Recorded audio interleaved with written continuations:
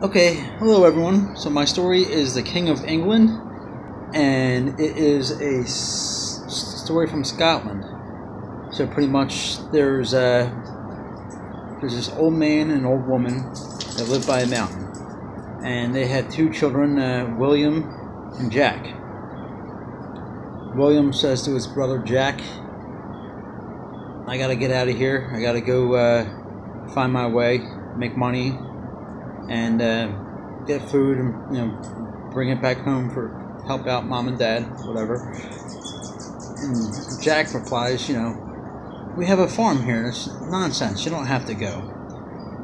And William says, "Well, if I don't go, I'll never get to see the world by staying here."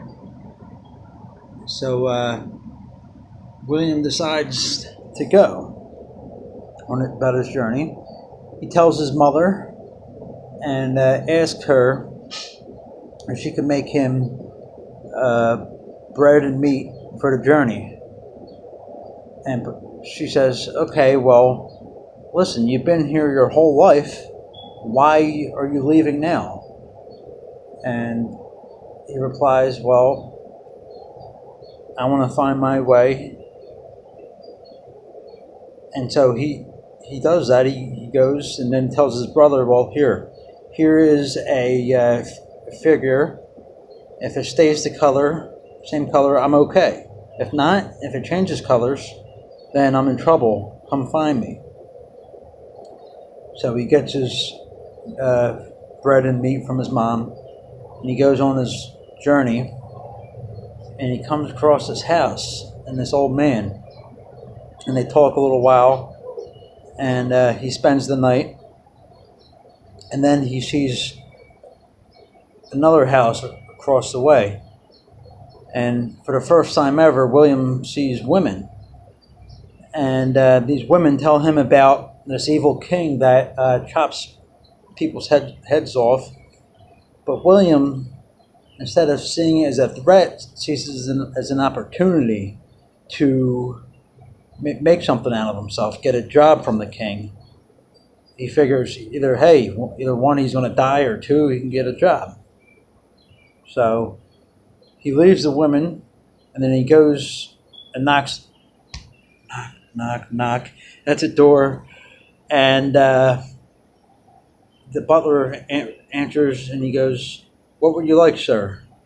And he goes, "Hi, I'm William, and I would like to ask the king for a job." And the butler tries to warn him. He's like, "You might want to think that over. You might not want to do this." And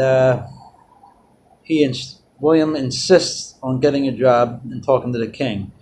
So the butler says, "Okay," and he gets the king. And the king meets William, and William says, "King, your Highness, can I have a job?" He says, "Sure, I have the job for you. I just need you to take care of these horses in a stable. No man's been able to do it for about 50 years. And so for weeks, William's in this stable, shoveling manure and cleaning out the place. And the king's daughter comes across and sees William. And she goes and tells her father, "There's a problem. I have a broken heart." And so the king, the genius that he is, goes, "Okay, well, I'm gonna go get you a doctor to fix your broken heart." And so he does exactly that. Gets her a doctor, and the doctor says, "What's the matter?" And she says, "Oh, my heart is broken." And he goes, "Well, I think you have the case of falling in love." And the doctor asks, who are you in love with?" And she replies, the man in the stable. So the doctor leaves the room, goes, talks to the king and the queen, tells them, "Your daughter is in love." And like the king's like, in love? Who's she in love with? And then out she comes and says, the man in the stable. And the king's surprised, so he goes and addresses William and tells him, my daughter is dying for you. William, being a genius, oh wow, she's dying for me, taking it literally, goes, okay, well, I have no idea who she is, but whatever I can do to help. So he meets her, and then, oh, you know what, to save her life, yes, I'll agree to marrying your daughter. So them two get married, and he dances himself to death, and everybody's all upset, and John Jack's figurine, is William's brother's figurine, changes colors, so he knows his brother's in trouble. So he tells his mom, make me a loaf of bread and meat like you did my brother, and I'm going to go about my journey to find him because he's in trouble. And he takes the same path, goes the same route as his brother did. He goes to the man's house. Then he goes to the woman's house, and they think he's his brother's ghost. He robs them for 7 gold coins and for food. He then sees the castle, same castle his brother saw. He knock, at the door. Butler answers, and he's like, "Oh my God, it's a ghost!" And he's like, "I'm not a ghost," and says, "I'm not."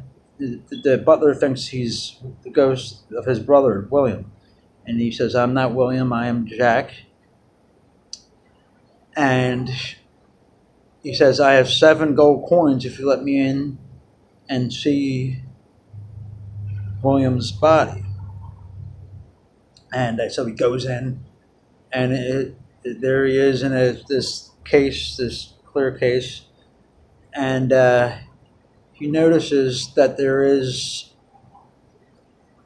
a black thorn in his ear. So Jack takes a thorn out of William's ears, and all of a sudden William wakes up.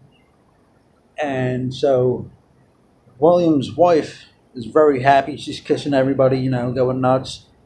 And she gets her brother, her husband, and her husband's brother confused, and she's kissing him, thinking that's her husband when she had it wrong. Just like her father, the king, when he entered the room. So then the brother Jack agrees to stay 9 months until his brother and his wife have a baby. So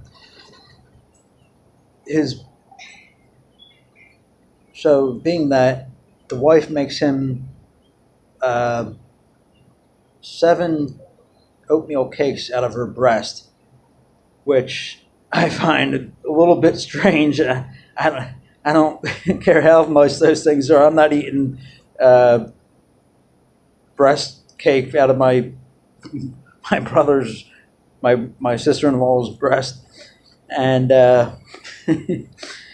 and then his brother gives him a sword for his journey.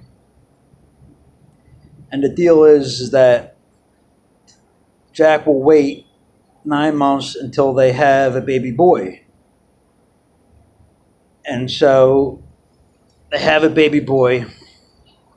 He goes about on his journey, and he comes across this about 3 foot tall man. He's like a 300 years old god. And while Jack fights him, it's the sword does all the work for him, and it's a magical sword. And he beats this 300-year-old little god guy, and the god says to him, "I know that sword. It used to be mine.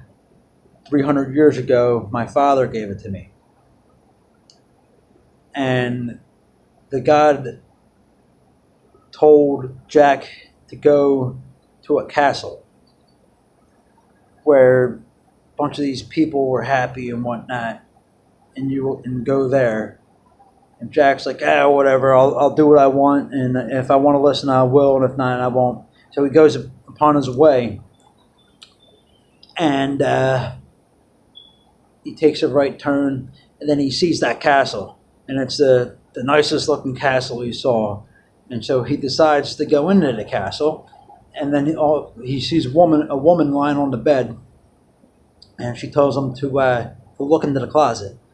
And inside the closet, there is a pair of shoes, a hat, and a jacket. The jacket was to make him fly. The shoes make him invisible, and the top hat is for whatever. I don't know. And so he puts all this on, and then he goes upon his way, and he goes flying, and he sees this man in the woods, and Jack wants to know if this man could see him or hear him. And so he says, "Hey," says hi to him. And the guy goes, "Who's there?" And then Jack says, "Okay, 1 minute." And so he takes off his jacket. And then he said, "Oh, okay, now I see you. You're the most handsome guy I've seen in here a long time." And then he tells him of a story of this guy with a Black Knight. And then the Black Knight has a daughter of a white deer daughter.